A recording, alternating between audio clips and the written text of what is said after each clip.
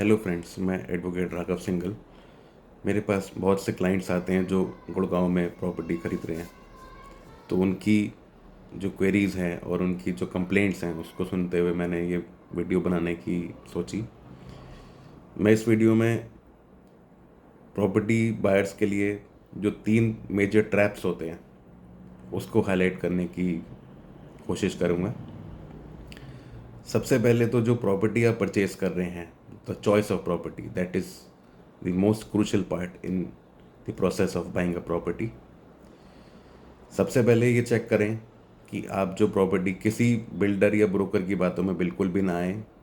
उनका अपना एक पर्सनल मोटिव होता है आपको प्रॉपर्टी पसंद करवाने का, डील करवाने का।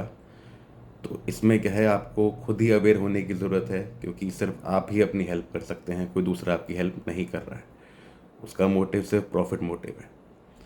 सबसे पहले आपको ये चेक करना है कि जिस कॉलोनी में, गुड़गांव, मैं स्पेशली गुड़गांव की बात कर रहा हूँ क्योंकि गुड़गांव में जो अथॉरिटीज़ हैं, सबसे पहली बात, एक जनरल बात ये है कि हमारे पूरे इंडिया में, स्पेसिफिकली गुड़गांव में क्या हो रहा है कि जिस टाइम प्रॉपर्टी की कंस्ट्रक्शन हो रही होती है उस टाइम तो कोई अथॉरिटी, कोई उसमें ऑब्जेक्शन नहीं करती, कोई एलिगेशन नहीं लगाती।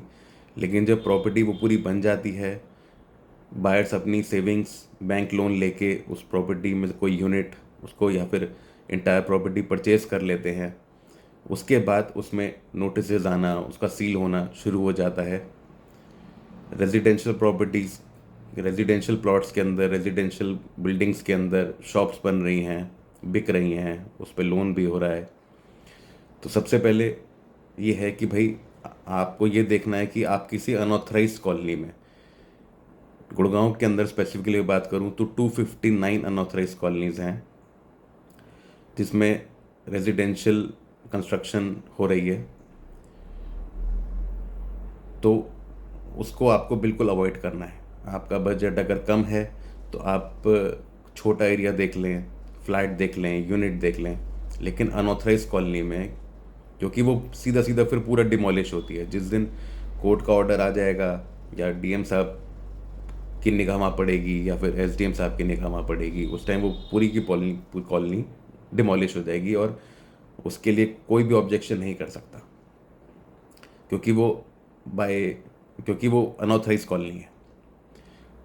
दूसरा ये है कि भाई बैंक भी जो है वो अनऑथराइज कॉलोनीज में फाइनेंस कर देता है हाई रेट ऑफ इंटरेस्ट के लिए। तो आपके लिए सबसे बड़ा चेक आपके लिए अवेलेबल जो है वो ये है कि अगर कोई भी नेशनलाइज बैंक या फिर जो अच्छे, जो बड़े वाले प्राइवेट बैंक्स हैं, अगर वो आपकी प्रॉपर्टी को फंड नहीं कर रहे हैं, हाउसिंग लोन उस पर नहीं कर रहे हैं, दैट मीन्स उस प्रॉपर्टी में कुछ ना कुछ प्रॉब्लम है, वो डिस्प्यूटेड है, वो अनऑथराइज्ड है, कुछ ना कुछ उसमें मैटर है जो ये वाले बैंक्स इनको फाइनेंस नहीं कर रहे हैं। दूसरा, बिल्डर ट्रैप, जो high rise building, high rise में फैसिलिटीज़ को देख के बायर बहुत अट्रैक्ट होता है, सिक्योरिटी का पॉइंट या फिर कोई सा भी पॉइंट। उसमें पोजेशन का इशू कोई नया नहीं है, कई सालों से चल रहा है। रेरा सेटअप किया गया गवर्नमेंट के द्वारा, लेकिन रेरा के बावजूद भी पोजेशन के इश्यूज, कंसर्न्स, डिस्प्यूट्स ख़त्म नहीं हुए हैं। तो पहले आप ये देखिए कि आप जिस बिल्डर से हाई राइज प्रॉपर्टी परचेज कर रहे हैं वो रेरा में रजिस्टर्ड है कि नहीं है। रेरा में जाके उसका आप फाइनेंशियल चेक करें कि उसकी सेल कितनी है, दूसरे लोग उसको, उसमें इन्वेस्टमेंट वो कितनी कर रहा है। दूसरा, वो हाई राइज में बिल्डर आपका फ्लैट तो आपको बना के दे देगा, लेकिन जो क्लब, जो स्विमिंग पूल, जो पार्किंग, जो पार्क उसने प्रॉमिस किया है उसमें वो बहुत डिले करेगा। तो कोशिश, इसका सोल्यूशन अब ये है कि कोशिश ये की जाए कि आप ready to move property purchase करें या फिर रीसेल में प्रॉपर्टी लें, जिससे कि उसके टेक्निकल ये सब इश्यूज, लीगल इश्यूज उसमें सॉर्टेड हो। आखिरी जो ट्रैप, मैं ज़्यादा टाइम आपका नहीं लूँगा, आखिरी जो ट्रैप जो मैं हाईलाइट करना चाह रहा हूँ वो है रजिस्ट्रेशन का ट्रैप। कि आपने प्रॉपर्टी भी चूज़ कर ली, उसके बाद आपका लोन भी हो गया, उसके बाद लास्ट, क्योंकि बायर को सब लोग लूटने बैठे हुए हैं, उसको पता है कि जी ये बहुत पैसे लगा के बैठा हुआ है तो कुछ हमें भी दे के जाए। तो लास्ट जो ट्रैप होता है वो होता है रजिस्ट्रेशन के टाइम पे, जो कि सब रजिस्टर ऑफिस के अंदर होता है। उसमें जो भी आप जिनसे कंसल्ट कर रहे हैं, जो एडवोकेट आपने हायर किए हुए हैं, जिस या फिर जो आपका ब्रोकर या बिल्डर जिस एडवोकेट के पास आपको लेके जा रहा है, वो आपको टैक्सेस के नाम पे, अपनी फीस के नाम पे, या फिर किसी भी तरह से समझा के, परसुएट करके, डरा के वो आपसे हायर फीस चार्ज करने की कोशिश करता है, जिसकी कोई लिमिट नहीं है। मेरे पास ऐसे भी लोग आते हैं जो 25,000, 50,000, 75,000, 2 लाख रुपए तक रजिस्ट्रेशन में, अपार्ट फ्रॉम स्टैम्प ड्यूटी या रजिस्ट्रेशन चार्ज, जो ऑफिशियल चार्ज होता है सब रजिस्टर ऑफिस का, उसके अलावा वो पे कर रहे होते हैं। तो ये बिल्कुल गलत है।